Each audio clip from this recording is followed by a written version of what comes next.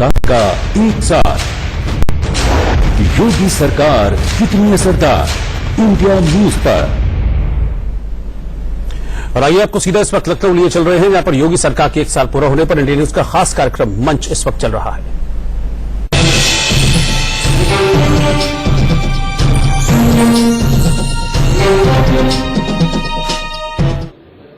तो खास कार्यक्रम में अब अगले सेशन का जो है वो वक्त शुरू हो गया है। हमारे बीच यूपी की राजनीति के युवा जनप्रतिनिधि बीजेपी के एमएलए ब्रजभूषण राजपूत जी हमारे साथ मौजूद हैं, और इसी के साथ श्री उदयवीर सिंह जो कि एमएलसी हैं और साथ ही प्रवक्ता भी हैं समाजवादी पार्टी के। और इस सत्र को आगे बढ़ाएंगे इंडिया न्यूज के डेप्यूटी एडिटर और सीनियर एंकर सुशांत सिन्हा। सुशांत। शुक्रिया शिरीन। हेलो। अभी तक जितने सेशंस हुए हैं उसमें हमने महिलाओं की बात की है, और जो प्रदेश की राजनीति है, देश की राजनीति है, उसकी बात की है। मुख्यमंत्री आए थे, उनसे चर्चा की थी।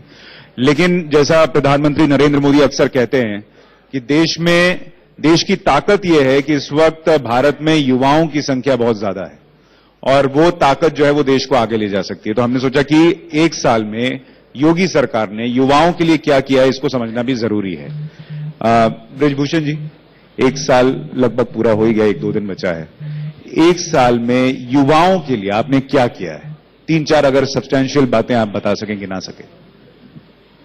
सुशांत जी, सर्वप्रथम तो मैं आपको ये बताना चाहता हूं कि उत्तर प्रदेश के चुनाव में भारतीय जनता पार्टी के जो विधायक चुन के आए हैं, उनमें से लगभग 30 से 35 विधायक तो ऐसे हैं जिनकी उम्र जो है लगभग 30 साल से कम है, और लगभग 80 के आसपास ऐसे विधायकों की सूची है जिनकी आयु 40 साल से कम है। तो निश्चित रूप से भारतीय जनता पार्टी ने युवाओं को भारी संख्या में नेतृत्व करने का मौका दिया है। ये सबसे बड़ी बात आज उत्तर प्रदेश के अंदर हम लोगों को देखने को मिली है। आज तक के इतिहास में चाहे वो बसपा हो, चाहे समाजवादी पार्टी हो, चाहे कांग्रेस हो, किसी भी पार्टी ने इतने टिकट युवाओं को कभी नहीं दिए हैं जितने भारतीय जनता पार्टी ने दिए। सपा ने तो युवा को सीएम ही बना दिया था। मायावती भी युवा ही कहिए उनको, तो आप मत कहिए कि युवाओं को के लिए पिछली सरकारों में कुछ नहीं। आप हमारे योगी जी को भी युवा कह सकते हैं सर। हाँ, बिल्कुल। आजकल तो राहुल गांधी भी युवा में कहे जाते हैं। नहीं, हाँ, आई थिंक राहुल गांधी 48 के हो गए हैं, मगर वो अभी भी अपने आप को युवा ही समझते हैं। तो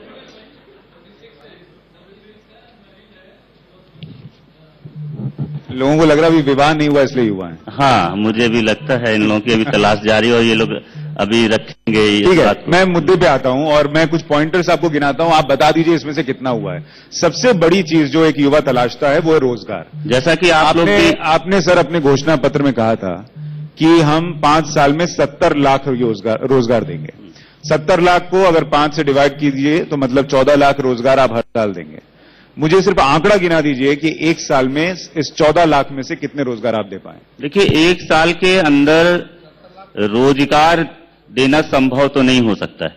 1 साल के भीतर हम लोग जो है उन योजनाओं को ला रहे हैं, और जैसा कि आप लोगों ने भी अपने चैनल के माध्यम से अभी पिछले माह ही दिखाया था कि उत्तर प्रदेश के अंदर पहली बार जो बिजनेस सेमेस्टर हुआ है और उसमें कितने अधिक संख्या में यहां पे व्यापारी आए और जो यहां पे करोड़ों का निवेश होने जा रहा है, तो निश्चित रूप से आने वाले वक्त में उत्तर प्रदेश के युवाओं को भारी संख्या में रोजगार मिलता हुआ नजर आएगा। आपको सर निवेश की बात तो मोदी सरकार केंद्र में भी कहती है, लेकिन आप 2 करोड़ रोजगार तो वहां नहीं दे पा रहे। एक तो अभी आपने एमओयू साइन किए हैं, वो एमओयू धरातल पर आएंगे, रोजगार मिलेगा, और कब मिलेगा? तब तक युवा बैठा रहेगा। नहीं, देखिए, निश्चित तौर पर जब हम लोग योजनाएं यहां बनाते हैं तो उन योजनाओं को जमीन तक लाने में वक्त तो लगता है। 1 साल के अंदर अगर ये उम्मीद की जाए कि हमने जो घोषणा की है वो हम अभी से रेशियो निकालने लगे तो ये उचित नहीं होगा। अभी कोई आंकड़ा तो होगा, 1 लाख दिया होगा, 2 लाख दिया होगा, 5 लाख दिया होगा। हमारी सरकार ने अभी पुलिस की भर्तियां 3 लाख पुलिस की भर्तियां निकाल ली हैं, जिसमें अभी आपके जनवरी और 22 फरवरी तक बहुत से फॉर्म भरे गए हैं और 3 माह के अंदर अंदर आप देखेंगे 1 लाख नौजवानों को पुलिस की भर्तियों में रोजगार मिलेगा। सर, अभी दिनेश शर्मा जी आए थे, डिप्टी सीएम हैं, और आपके घोषणा पत्र में था कि हम 90 दिन में जितनी सरकारी रिक्त पद हैं उनको भरने का काम शुरू कर देंगे। 90 दिन में शुरू किया होता, 365 दिन हो गए, अभी तक भर नहीं पाए। देखिए 90 दिन में जो पद हम लोगों को भरने थे या हमारी सरकार की योजनाएं हैं, आपने जैसे दिनेश शर्मा जी से आपने पूछा, आपने बात की, तो उन्होंने बताया कि हर जगह स्टे लगा हुआ है, हर आयुक्त में स्टे लगा हुआ है। हम जो गड्ढा उन्होंने जो खाई खोदी थी, उनसे तो हम शिक्षकों का पूछ रहे थे सर। उन्होंने कहा कि हम शिक्षकों को मई तक भर्ती कर लेंगे, मतलब 1 साल से भी ज्यादा वक्त हो गया, आप शिक्षक नहीं तो भर्ती कर आपको पा रहे। वो बता रहे थे प्रधानमंत्री बेटी कि वो बचाओ किस बेटी तरीके से पढ़ाओ हर कहते हैं। आयोग में, हर विभाग में किस तरीके से स्टे लगा हुआ है। हम लोग आज उस इन स्टे को खत्म कर पाए हैं। कौन सा स्टे लगा है? निश्चित तौर पे हम आगे रोजगार दे पाएंगे। अभी मुख्यमंत्री जी ने कहा है कि शिक्षकों को रोजगार देने के लिए। उदयवीर जी, मुझे ये बताइए कि इनके पास तो आंकड़ा नहीं है गिनाने के लिए कि 1 साल में कितने रोजगार दिए। आप ये बताइए कि आपने ये स्थिति क्यों पैदा कर दी कि इनको रोजगार देने के लिए वो कंटिन्यूएशन जो होता है वो नहीं हो पा रहा, और इतने खाली पद पड़े हैं कि उनको भरने में भी वक्त लग रहा है। इन्होंने रोजगार देने का जो योजनाएं थी उनको आगे नहीं बढ़ाया, ये तो एक बात है। इससे पुरानी बात यह है कि इन्होंने रोजगार छीनने का काम किया। आपकी सरकार बनी, आपने 1 साल तक उच्च शिक्षा सेवा आयोग के लोगों को गठित नहीं किया। आपको अपने ही लोग बनाने थे, बना देते भाई। लोक सेवा आयोग पे सीबीआई की जांच हो रही है, वो अपने आप होती रहेगी। लोक सेवा आयोग का काम रोकने की जरूरत क्या है? काम चलता रहेगा, जांच भी चलती रहेगी। माध्यमिक शिक्षा सेवा आयोग आज तक नहीं, अभी लास्ट तक इस्तीफा दिलाते रहे। उसकी उच्च शिक्षा सेवा आयोग आज तक गठित नहीं हुआ। अभी 1 महीने पहले अधीनस्थ चयन सेवा आयोग, भाई नौकरी तो किसी आयोग के द्वारा ही दी जाएगी। तो जब आप उन आयोगों को भंग करके बैठे हैं और आपको आदत है केवल मंच से भाषण देकर नारा लगा के चुनाव जीत लेने की, हमारे साथी ने बहुत सारी बातें कह दी एक बार में। उन्होंने कह दिया कि साहब 30 से ज्यादा एमएलए नौजवान हैं। मैं पूछना चाहता हूं, बगैर राजनीतिक पृष्ठभूमि का कौन सा एमएलए है जिसको राज्यसभा विधान परिषद भेज दिया हो इनकी पार्टी ने?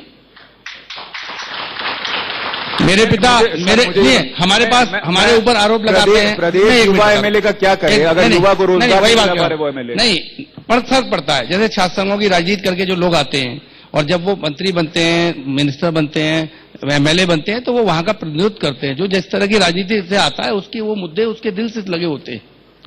पारिवारिक पृष्ठभूमि से आने पे हम पे परिवारवाद का आरोप लगाते हैं। 30 की नाम ले लीजिए, 30 के 30 किसी के बेटे निकलेंगे।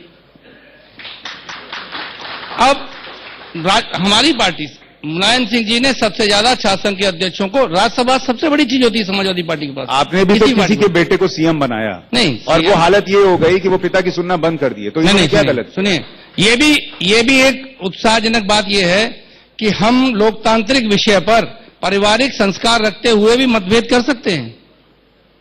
राजनीतिक मुद्दे पर हमारे आपके बीच में मतभेद पति पत्नी में हो सकते हैं, पिता पुत्र में हो सकते हैं, भाई भाई में हो सकते हैं। कोई पारिवारिक संस्कार कभी हमारे नेता ने नहीं छोड़ा। राजनीतिक मतभेद हो सकते हैं, लेकिन सवाल रोजगार का था। मैं आपसे यह कहना चाह रहा हूं, पिछली सरकार के दौरान जो स्किल इंडिया उत्तर प्रदेश में लागू हुआ, इंटरनेशनली यूनेस्को ने पुरस्कार दिया।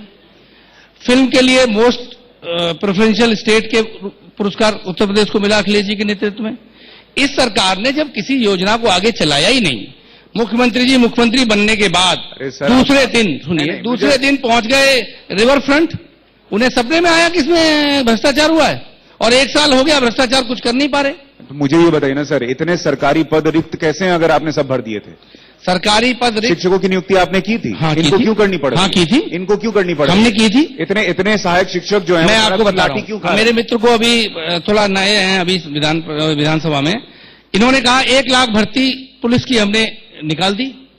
उत्तर प्रदेश की किसी भी ट्रेनिंग सेंटर में 36,000 लोगों से एक बार की ज्यादा ट्रेनिंग करना पॉसिबल नहीं है। इस स्टेट की जो कैपेसिटी है to train in one time, वो है 36,000 पुलिसकर्मी जो हमने निकाली थी। 40,000 निकाली थी, 3-4 हजार लोगों का कुछ न कुछ मामला फंस के 35-36 हजार ट्रेनिंग में जा पाते हैं। तो हम 36,000 ही 1 साल में कर सकते हैं।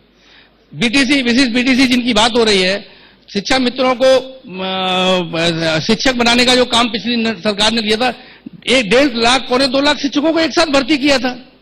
तो मैं ये कह रहा हूं कि जो ट्रेनिंग कैपेसिटी है वो तो एक हिसाब से है ना, नए नए स्कूल बन रहे हैं, उनके हिसाब से डिमांड क्रिएट हो रही है और बहुत सारी आकस्मिक मृत्युएं हो रही हैं, कई चीजें हो रही हैं, रिक्तियां तो बहुत जल्दी हो जाती हैं। भर्तियां करने का एक तरीका है।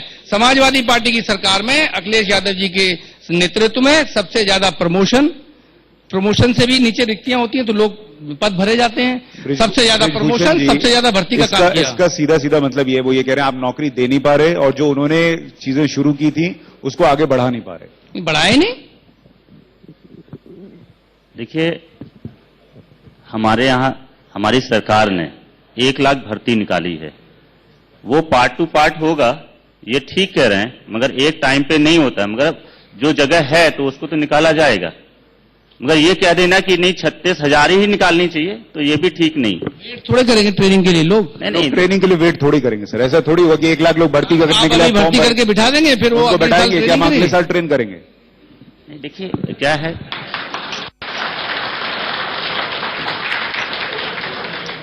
सरकार उसका भी इंतजाम कर रही है कि उन्हें कैसे आगे करना। क्या इंतजाम कर रही है, वही तो मैं पूछ रहा हूं सर। क्या इंतजाम कर रही है? लोग ये कह रहे हैं सर कि आप युवाओं को रोजगार नहीं दे पा रहे, इसलिए आपने उनके हाथ में। सर मेरा सवाल सुनिए। रोजगार के लिए सबसे बड़ा फोकस जो हमारी सरकार का है, मेरा सवाल, हमारी सबसे बड़ी सरकार का जो फोकस है, जो इन्वेस्टमेंट हो रहा है, इन्वेस्टमेंट के माध्यम से जो बड़े बड़े इंडस्ट्रियलिस्ट आएंगे यहाँ पे, उसके माध्यम से यहाँ पे लाखों लोगों को रोजगार मिलेगा।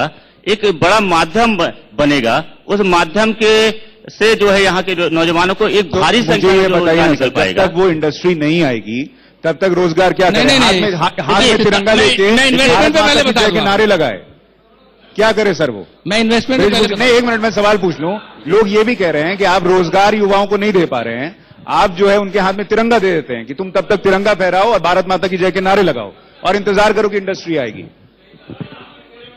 नहीं, देखिए ऐसा नहीं है। इंडस्ट्री बनने में भी टाइम लगता है और हम लोग सभी लोग तिरंगा की अगर आप बात करें तो तिरंगा से यहाँ पे बैठा एक एक व्यक्ति प्यार करता होगा।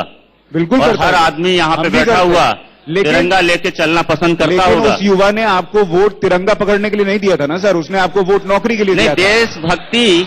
देशभक्ति हर हिंदुस्तानी के दिल में है, हर हिंदुस्तानी के दिल में है। वो किसी की जोर और जबरदस्ती से जो है तिरंगा नहीं पकड़ता है, वो अपनी स्वेच्छा से पकड़ता है, अपनी इच्छा से पकड़ता है। और राष्ट्रीय भक्ति सभी के हृदय में होना चाहिए। आज जो देश की रक्षा कर रहे हैं, देश के वह जो हमारे फौजी भाई हैं, वो सब नौजवान हैं। नौजवान हमारे देश की रक्षा कर रहा है, नौजवान ही हमारे देश की दिशा बदल रहा है। मैं एक दिन मुकेश अंबानी जी का भी इंटरव्यू सुन रहा था, उसमें मुकेश अंबानी जी भी कह रहे थे कि उनके बेटे ने उन्हें 4G के लिए सलाह दी और उनका विचार उन्हें आइडियल लगा, तो उससे जो उन्होंने अपनी कंपनी को एक नई दिशा दी। निश्चित तौर से जब युवा जब बैंक अकाउंट में अरबों होना तो बहुत आइडिया है। मुझे उस युवा के बारे में बताइए जो सड़क पर है, जो सड़क पर है, जो यहाँ पे लोग बैठे हैं, बहुत सारे लोग इंतजार कर रहे हैं। मुझे ट्विटर पे हमारी पार्टी, सहायक शिक्षक, हमारी पार्टी और हमारी पार्टी के जो भी नौजवान विधायक हैं, हम सभी लोग इसके लिए अपनी पार्टी के साथ में इस प्रयास और इस चिंतन में है कि हम अधिक से अधिक अपने प्रदेश के युवाओं को नौकरियां दिलवा सकें। उदयवीर जी, क्या ये स्ट्रैटेजी का हिस्सा है कि आप जब तक रोजगार नहीं दे पा रहे हैं युवाओं को देशभक्ति? देखिए, देशभक्ति में कोई बुराई नहीं है, लेकिन उसको ऐसे मुद्दों में उलझा कर आप रखिए कि वो नौकरी के बारे में बात करना बंद कर दे, गोरक्षा के लिए किसी को पकड़े पीटे। देखिए, भारतीय जनता पार्टी भावनात्मक मुद्दों की राजनीति करती है शुरू से। उनके नारा, एक भी नारा लोगों की रोजी रोजगार, उनकी दिशा, उनके स्वास्थ्य, उनके शिक्षा के लिए नहीं है।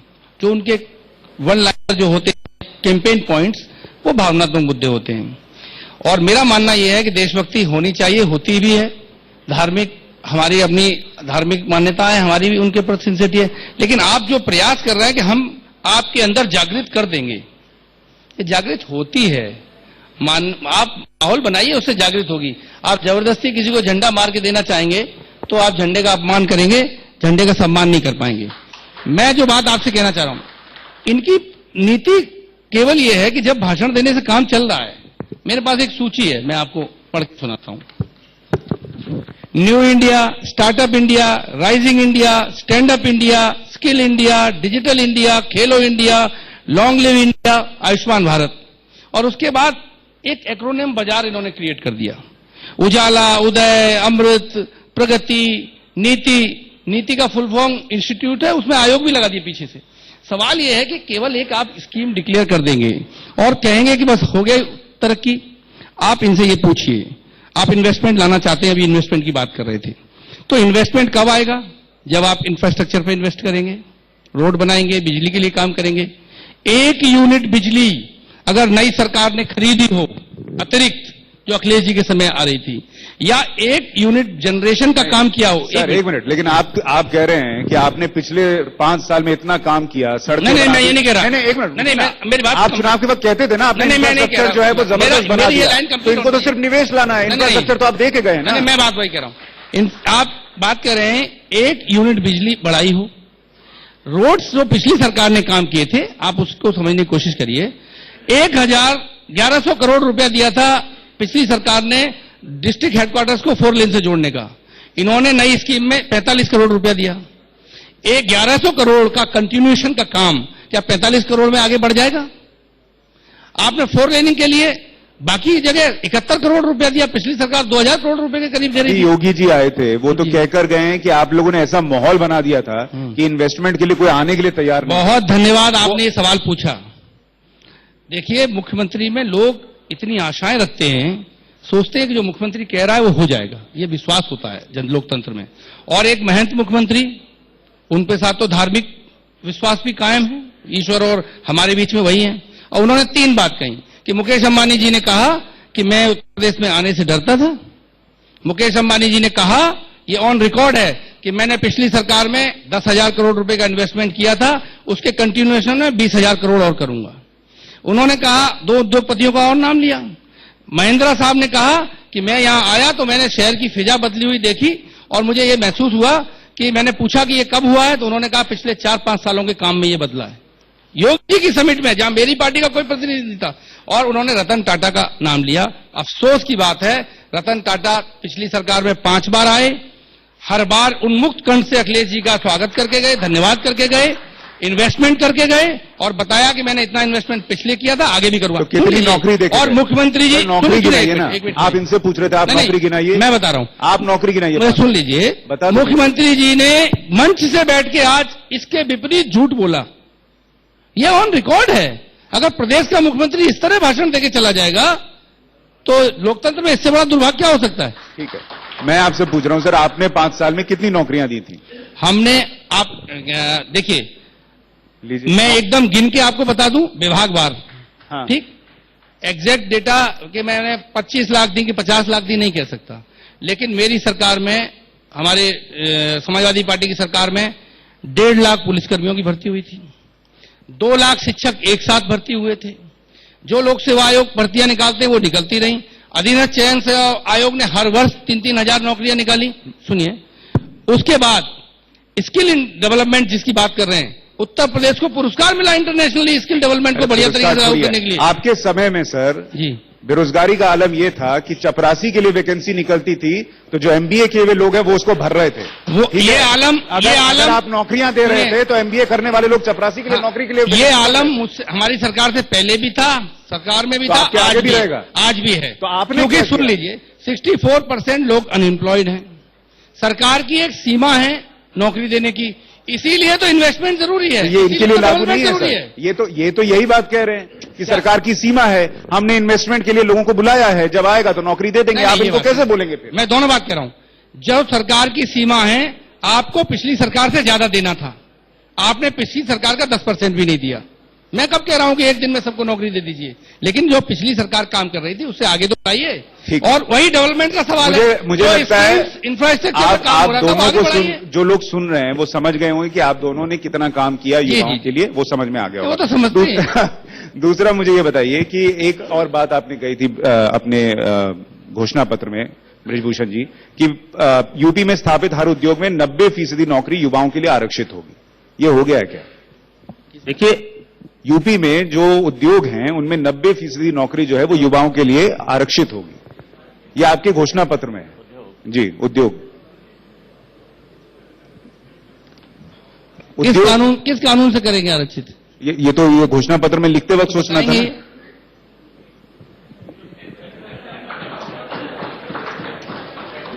अभी हमारी पार्टी, जैसा कि आपने अभी इस पे हम लोग चर्चा भी कर रहे थे, तो एक बड़ी योजना का भी हमारा जो प्लान शुरू हुआ। थोड़ी रहने दीजिए, नहीं हुआ, समझ गए। मैं ये बताइए, आप ये मैं आपसे सुशांत जी एक चीज पूछना चाहता हूं। मुझे एक बात बताइए। कि मेरे हमारी पार्टी के घोषणा पत्र को कि आप सारी उपलब्धियां एक साल में ले लेना चाहते हैं। नहीं, मैं तो कह ही मगर जो लोग नहीं सर, 10 साल लगातार शासन करते रहे और वो लोग अपने आंकड़े में 1 लाख 1.5 लाख नौकरियां मात्र बता रहे हैं सर, मुझे तो ये बताना। उचित है सर, मगर भारतीय जनता पार्टी की सरकार मात्र अभी 1 साल बने हुए हैं, मगर आप चाहते हैं कि हमारे पास जादू की छड़ी है और हम जादू की छड़ी की एक्सपेक्टेशन नहीं रख रहा। हमने ये मंच इसलिए रखा था सर भरोसा कि आप आए। इनसे भरोसा है, ये दूध पिला देते हैं सर, अगर उन्होंने 5 साल में 10 साल में कर दिया होता तो वो विपक्ष में क्यों बैठते? नहीं बैठते ना। मैंने हमने मंच इसीलिए दिया कि आप लोगों को बताइए। 1 साल हुआ, हमने से 100% बोला है 5 साल में, हमने उसमें से 5%, 10% कर दिया है, अभी नहीं शुरू किया, ये तो बताइए। नहीं, निश्चित तौर से जो हमने हमारा सर, मैं इस कार्यक्रम के लिए आ रहा था। वादे नहीं करते सर। हमारे प्रधानमंत्री जी भी कहते हैं, हमारे मुख्यमंत्री जी भी कहते हैं, हमारा संकल्प पत्र है और हमने जो संकल्प लिया है, जैसा कि आपने देखा था अभी कि हमने एक संकल्प लिया था कि हम किसानों का कर्जा माफ करेंगे और जैसे ही हमारी सरकार बनी हमने 1 लाख रुपए हर किसान का कर्जा माफ किया है। तो जो हम संकल्प ले रहे हैं तो अपने संकल्प को पूरा करने के लिए हम संकल्पित हैं और अपने हर संकल्प को हम निश्चित रूप मैं से वही पूरा करूंगा। संकल्प निकाल के लाया, आपसे पूछ रहा हूँ। किसान की कर्जा माफी पे नहीं पूछ रहा हूँ। किसान की कर्जा माफी पे मैं अपने मित्र से ये पूछना चाह रहा हूँ कि 36,000 करोड़ रुपए में से 1 साल में कितना रुपया एक्चुअली में डिसबर्स हुआ, कितना अकाउंट में बचा रह गया और कितने किसानों का कर्जा माफ किया? जरा भाग लगा के बता दीजिए। मैं अपने मित्र से भी पूछना चाहूंगा और मैं भी इनको बताना चाहूंगा, इन्होंने भी अपनी सरकार के वक्त में 50,000 रुपए सभी किसानों का कर्जा माफ करने की बात कही थी, मगर ये लोग तो 1 रुपए भी अपने किसान भाइयों का कर्जा माफ नहीं कर पाए थे अपनी सरकार में। और इतने किसानों ने आत्महत्या की थी इनके शासनकालों में, इतने किसानों ने शासनकाल में आत्महत्या की थी जिनके लिए इतने धरना प्रदर्शन हुए थे। इन्होंने किसान भाइयों के ऊपर हमेशा लाठियां चलाई, अत्याचार किए हैं। भाषण मत दीजिए, मेरा सवाल का जवाब दे दीजिए। आप दीजिए ना, आप मेरे सवाल का जवाब। आपने क्यों नहीं दिया? मैं दे रहा हूँ। आपको सवाल के जवाब चाहिए होते हैं मगर आप अपने वादे खुद पूरे करते नहीं कभी। नहीं तो वो तो नहीं करते तो बैठे ना विपक्ष में सर। मगर हमने कुछ तो किया। नहीं, मैं उसमें भी गुणाभाग चाहिए। मैं इनका गुणाभाग बता देता हूँ, क्योंकि आप सरकार हम कर रहे हैं मगर हमारे करने में भी इनको उंगली करनी है सरकार। अरे उंगली करनी है, चलो अच्छी भाषा है। देखिए ऐसी भाषा मत प्रयोग कीजिए, टेलीविजन पे जा रहा है, ये बताइए। ठीक है, चलिए सुनिए। देखिए नहीं, मगर आप सुनिए। जो व्यक्ति वास्तव में कुछ कर रहा है, मैं अपनी बात कह लूं, जो पार्टी वास्तव में कुछ करना चाहती है, मैं बात अपनी कह लूं, उस पार्टी के ऊपर उंगलियां उठाना। अच्छा थोड़ा सुन लीजिए। उस पार्टी के ऊपर उंगलियां उठाना जो उत्तर प्रदेश का मुख्यमंत्री निश्चित भावना के साथ काम कर रहा है, उस पार्टी के ऊपर उंगलियां उठाना, ये मुझे नहीं लगता उत्तर प्रदेश की जनता बर्दाश्त करेगी। सुन लीजिए वो क्या। आप सुन लीजिए। देखिए ऐसा है, उंगली से मुझे कोई ऐतराज नहीं, मैं विपक्ष में हूँ, लाठी भी लेके चलूंगा साथ। मेरा काम है जनता के लिए संघर्ष करना। ठीक, सवाल यह है, मैंने इनसे पूछा था 36,000 करोड़ रुपया इन्होंने डिस्बर्स किया बजट से, 26,000 करोड़ रुपया बटा, 10,000 करोड़ अकाउंट में बचा रह गया, क्योंकि इन्होंने इतने कानून लगा दिए उसमें। 1 लाख तक की सीमा तो घोषित कर दी, लेकिन जो लोगों को सर्टिफिकेट मिले हैं वो 45 पैसे, 1 रुपया 45 पैसे, 2 रुपया, 5 रुपया, इस तरीके से मिले हैं। एक मिनट, मैं आपको बताता हूं। मेरी विधानसभा, आप मेरी विधानसभा में आइए, ये 1 रुपया, आप मेरी विधानसभा में आइए, मैं आपको बता मेरी विधानसभा, मैं अपनी सरकार की बता रहा हूँ। मेरी विधानसभा में जो सवाल इन्होंने पूछा, मैं आपको बता रहा नहीं, हूँ, नहीं, सुनिए, मैं आपको बता रहा हूँ, सुन आपके लीजिए। सवाल का जवाब तो दे दूं। सवाल का जवाब दे रहा हूँ। अरे मैं आपको आप दे रहा हूँ। जो आप पूछ रहे हैं। अरे मैं पूछ नहीं रहा, आप पूछने सवाल का जवाब देने का टाइम गया, अपने सवाल का जवाब आप नीचे सवाल का जवाब देना सवाल चाहिए। ये है, आपने कहा आपकी सरकार में, हमारी सरकार ने वादा किया था कोऑपरेटिव बैंक्स जो उत्तर प्रदेश सरकार के अंडर में आती हैं उनके 50,000 रुपए तक के जितने भी लोन थे सारे माफ किए थे अपनी सरकार। अब जवाब दे दीजिए, पूछ रहे हैं आपसे। अब बता दीजिए। देखिए, इनकी सरकार में आप उत्तर प्रदेश के किसान से पूछिए, इन्होंने जो भी वादे किए हैं उसमें से एक वादा पूरा नहीं किया।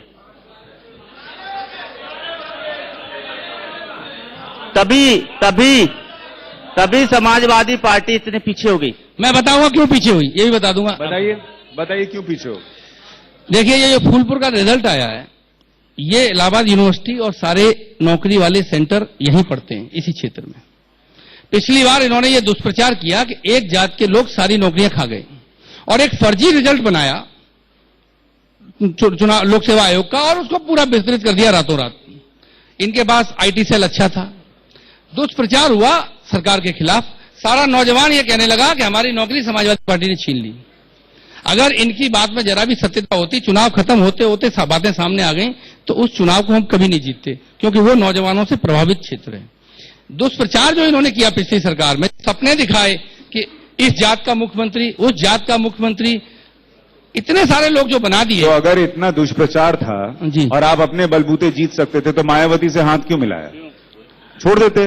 नहीं, दोनों चुनाव ऐसी सीट पे थे। गोरखपुर तो ये पिछली बार, मैं अभी आप फूलपुर कह रहे थे, फूलपुर मैं बताइए। फूलपुर बता दूंगा। आप कह रहे थे युवाओं को सब पता चल गया, इन्होंने क्या धोखा दिया, इसलिए आपको वोट देखिए, दिया। ऐसा है। तो मायावती से हाथ नहीं मिलाते। नहीं, हमें हाथ मिलाया नहीं मिलाया सवाल ये नहीं है। सवाल है, हाथ मिलाने का सवाल है। अधिकार, सुन लीजिए पूरी बात, हाथ मिलाने का अधिकार इन्हीं के पास नहीं है, हमारे पास भी है। इन्होंने भाजपा से हाथ मिलाया उत्तर प्रदेश में, इन्होंने अपना दल से हाथ मिलाया, इन्होंने बहुत सारे दलों से हाथ मिलाया। जब ये एक पॉलिटिकल अलायंस बना सकते हैं, तो हम पॉलिटिकल अलायंस क्यों नहीं मुझे बनाए? आपके हाथ मिलाने से कोई दिक्कत नहीं। क्यों नहीं बनाए? मैं कह रहा हूं या तो आप ये सवाल ये- मानिए, मैं कह रहा हूं या तो आप मानिए कि आपने हाथ मिलाया इसलिए जीत गए जी। या तो आप ये कहिए कि फिर इनका जो भ्रष्टाचार था या जो इन्होंने प्रोपेगेंडा किया था वो लोगों को पता चल गया, इसलिए ये हार गए। आप दोनों नहीं कह सकते आप ना सर? दोनों कह सकते हैं, कैसे क्योंकि कह सकते? चुनाव जीतने के लिए सिर्फ एक कारण नहीं होता, अनेक कारण होते हैं। हाथ भी मिलाया और पिछले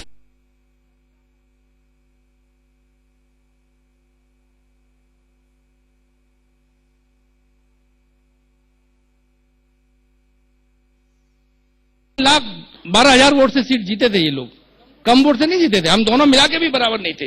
तो सवाल ये है कि अगर नौजवान या एक साल में इनसे भाग रहा है या जनता नाराज है, इसका मतलब ये नहीं है कि हम समीकरण नहीं बनाएंगे, पॉलिटिकल अलायंस नहीं बनाएंगे। पॉलिटिकल अलायंस बनाना एक बात है और कार्यक्रम प्रोग्राम डेवलपमेंट को फॉलो करना दूसरी बात है। ठीक है, हम दोनों करेंगे। एक और बात बताइए ब्रजभूषण जी, आपका ही घोषणा पत्र से पढ़कर आ रहा हूं, प्रत्येक तहसील में आधुनिक कौशल विकास केंद्र खोलेंगे। प्रत्येक तहसील में आधुनिक कौशल विकास केंद्र खोलेंगे, कितने केंद्र खुल गए? कौशल विकास के लिए पूरे उत्तर प्रदेश में और जितनी स्थितियों में परिवर्तन आया है, क्योंकि मुझे विशेष रूप से इसके बारे में जानकारी है, इसके पहले एमडी थे राजेश सिंह जी कौशल विकास के लिए। पूरे उत्तर प्रदेश में पहले की अपेक्षा है बहुत बड़ा परिवर्तन आया है और हर जिले में लगभग मैं बताना चाहूंगा आपसे 3-3, 4-4 केंद्र खुल चुके हैं। और आप कह रहे हो उदयवीर जी, ठीक कह रहे हैं। स्किल इंडिया का 2016-17 का परफॉर्मेंस ये है कि टारगेट था 9.94 मिलियन और रिजल्ट है 1.96। ये डेटा है नेशनल स्किल टारगेट का, कहेंगे तो मैं इनको दिलवा दूंगा। दूसरी बात उत्तर प्रदेश के अंदर स्किल इंडिया, देश के अंदर स्किल इंडिया पे एक शारदा कमेटी रिपोर्ट बनी है इन्हीं की सरकार में। उसकी रिपोर्ट ये है कि फंड्स को प्राइवेट सेक्टर को बेनिफिट करने के लिए डाइवर्ट किया गया। 3-3, 5-5 दिन के स्किल डेवलपमेंट प्रोग्राम चलाए गए। 5 दिन में क्या स्किल डेवलपमेंट करेंगे आप? और उससे केवल पैसे का दुरुपयोग किया गया। ये स्किल इंडिया की हकीकत है।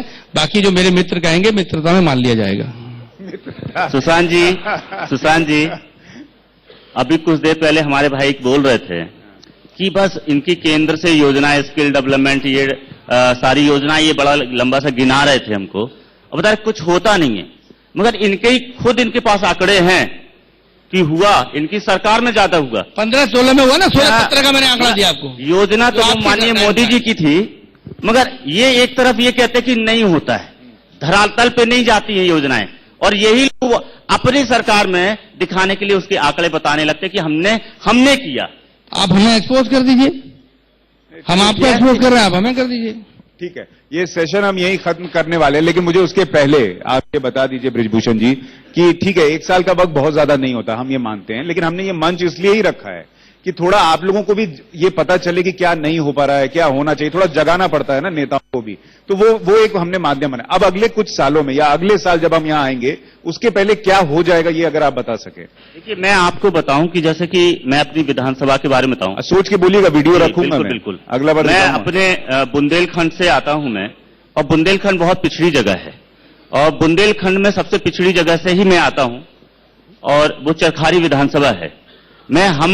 मैं खुद उसके लिए प्रयासरत हूं, वहां के नौजवानों को अधिक से अधिक रोजगार मिल सके, और स्किल डेवलपमेंट के माध्यम से हम अपने यहाँ के नौजवानों को फिजिकल ट्रेनिंग सेंटर और अपने यहाँ की युवतियों के लिए सिलाई, टेडीवेयर्स और भी ऐसे कई मोबाइल रिपेयरिंग अन्य योजनाओं के साथ में जोड़ने, छोटे छोटे जो कुटीर उद्योग के माध्यम से गांव-गांव में हम लोग खुलवा रहे हैं, और हमने अपने कई विधानसभा क्षेत्र के गांव में ये चीजें योजना शुरू भी कराई हैं। कितने लाख रोजगार आप अगले साल तक दे देंगे? नहीं, निश्चित तौर से जिस तरीके से विधायक अपने अपने क्षेत्र में ये कुटीर उद्योगों को लेकर सक्रिय हैं, हर विधायक, मुझे लगता है जो मेरी अपने विधायक साथियों के साथ बात होती है, लगभग 50-50 गांव हम लोग जो है अगले साल तक कंप्लीट कर लेंगे, जिनमें अच्छी मात्रा में लघु उद्योगों के, कुटीर उद्योगों के माध्यम से हम रोजगार देने में सफल होंगे। ठीक है, उदयवीर जी, आप आखिर में युवाओं के लिए अगर ये सरकार वाकई गंभीर है, तो उसको अगले 1 साल में और क्या करना चाहिए, इनका क्या टारगेट होना चाहिए? देखिए, देश आपका है, प्रदेश आपका है, सरकार किसी की भी रहे, जो विकास की और रोजगार की योजना है उसको ईमानदारी से फॉलो करना चाहिए, परसू करना चाहिए। इसमें ये बुरा नहीं मानना चाहिए कि इसके आगे समाजवादी क्यों लगा है। मान लो समाजवादी स्वरोजगार योजना थी, आप समाजवादी हटा देते, कोई बात नहीं, स्वरोजगार तो चलने देते।